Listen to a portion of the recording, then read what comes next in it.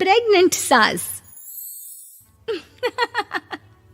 जमाना कितना भी बदल जाए, इतना भी नहीं कि बहू घर आए और सास गर्भवती दिख जाए।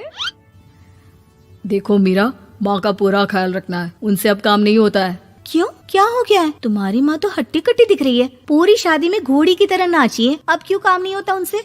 वो माँ प्रेग्नेंट है ना, बच्चा होने वाला है। मैं कभी भी भाई बन जाऊंगा इस साल के अंत तक। क्या बोल रहे हो? वो सर पर हाथ रखकर बैठ जाती है। यार, पहले क्यों नहीं बताया? कैसा मजाक है ये?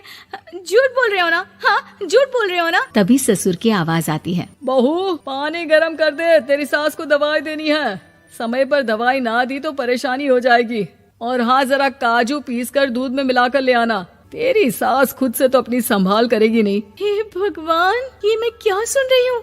ये ससुर जी को क्या हो गया है? मैं क्या सोच कर आई थी? हाय रे, मैं तो किसी को मुंह भी नहीं दिखा पाऊंगी। अब ये रोना धोना बाद में करना, पहले गर्म पानी कर दो, माँ को दवाई देनी होगी। और हाँ, रात को माँ के पैरों में तेल लगा देना। बहू को गुस्सा आ जाता है, वो बड़बड़ करती किचन में जाती है जहाँ उसका ससुर खड़ा होता है। एक बड़ी जिम्मेदारी है हम सबके सर ऊपर। इस उम्र में माँ बनना खतरे से खाली नहीं होता। हाँ हाँ पता है, तो क्यों बन गई माँ? अरे खतरे से कम नहीं है तो क्या जरूरत थी लल्ला पैदा करने की? कैसी बात कर रही हो बहू? क्या तुम खुश नहीं कि घर में एक नया मेहमान आएगा, छोटे छोटे पैरों से पूरे घर में घूमेगा? पिताजी, ये हाथ जोड़े आपके, आप यहाँ से जाओ। ये शायरी बाद में बताना, अभी मैं पानी गरम करके थर्मस में दे देती हूँ। सारा दिन पिलाते रहो गरम पानी। और हाँ, ये बच्ची की बात बार बार मुझसे कोई नहीं करेगा। बहू का पारा अब चढ़ा ही रहता था। वो काम तो सारा करती, लेकिन किलस किलस कर। मीरा सारे काम से फुर्सत पाकर बैठी होती है कि माँ का फोन आ जाता है। बेटा, बहुत बड़ी जिम्मेदारी है तेरे सर पर, अच्छे से निभाना। ससुराल में हर किसी को खुश रखना वैसे तो मुश्किल है, लेकिन भगवान ही हिम्मत देता है बहू को हर कुछ सहकर सबको खुश रखने की। क्या बड़बड़ किए जा रही हो माँ? जानती भी हो कि यहाँ क्या चल रहा है?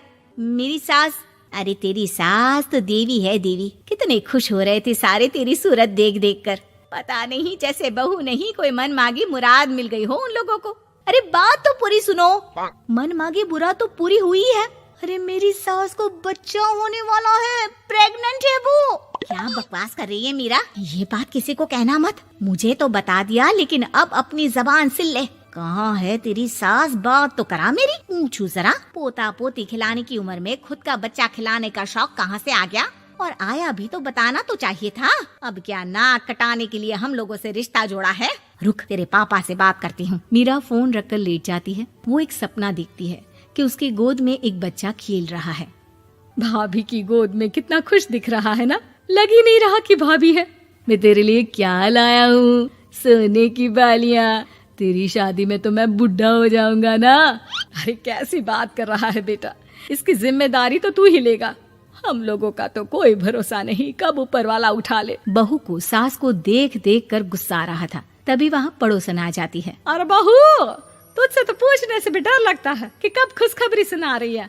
अब तो अपनी 1 महीने की ननद की ही जिम्मेदारी संभाल ले, बहुत है। अपने जेवर भी रख देना और पैसे भी जमा करना शुरू कर दे। वो बात आगे बढ़ाती उससे पहले ही बहू जोर से चिल्लाकर उठ जाती है। नहीं नहीं नहीं नहीं, मैं अपने जेवर किसी को नहीं दूंगी। अरे कौन ले रहा है तुम्हारे जेवर?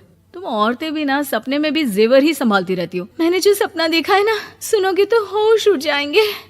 अच्छा, तुम अपना सपना बाद में बताना, पहले मेरा सुनो। कल मैंने इतना अच्छा सपना देखा, इतना अच्छा सपना देखा कि अगर वो पूरा हो जाता है ना तो मैं तुम्हारे लिए रानी हार बनवा दूंगा। बहू अब सारे गम भूलकर पति का सपना सुनने में लग जाती है। अरे क्या सपना था, बताइए ना। बोलिए भी तो, क्या सपना है? मैं पूरा कर दूंगी अगर बात रानी हार की है तो। बोलिए बोलिए। मैंने रात को सपना देखा कि माँ को बेटी हुई है और मुझे बहन। सच्ची, इस घर में बेटी हो जाए तो मैं तो झूम ही उठूं। मीरा का मुंह बन जाता है। वो चुप हो जाती है और सपने की बात याद करती है कि बेटी हुई तो उसे ही अपने गहने उसे देने होंगे। फिर तो रानी हार की जरूरत पड़ेगी ही। भाई लड़की बड़ी होगी, उसकी शादी होगी तो जेवर तो चढ़ाने ही होंगे ना। कहाँ से आएंगे वो?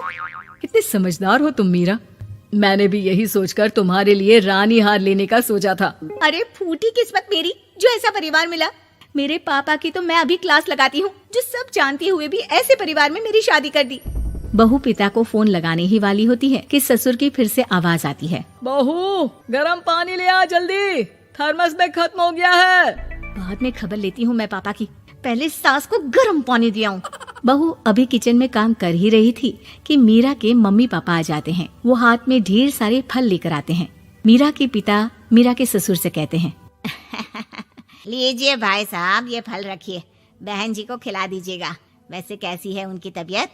बस पता तो है आपको, ऐसे वक्त में जो होता है बस वही सब। मुझे तो सुनकर बहुत गुस्सा आया था, लेकिन चलिए, भाग्य में जो है लिखा उसे कौन टाल सकता है।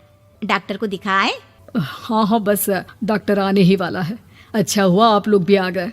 उतने में एक सुंदर सी लेडी डॉक्टर आती है। पेशेंट कौन है आप? अरे नहीं जी, मैं तो बहू हूँ इस घर की। मैं तो अभी सोच भी नहीं सकती पोता या पोती के बारे में। अभी तो मेरी सास ही। अरे चुप हो जाना, देख तो ले, डॉक्टर है ये, किसी के भी सामने गुस्सा फोड़ देती है। डॉक्टर कमरे में जाती है और थोड़ी देर बाद बाहर आ जाती है। पीछे से सास भी निकल आती है। हे भगवान, इतना दुख तो किसी को भी ना दे जितना मुझे दिया है। देखिए बहन जी, आप लोगों को तो ये सोचना भी नहीं चाहिए था।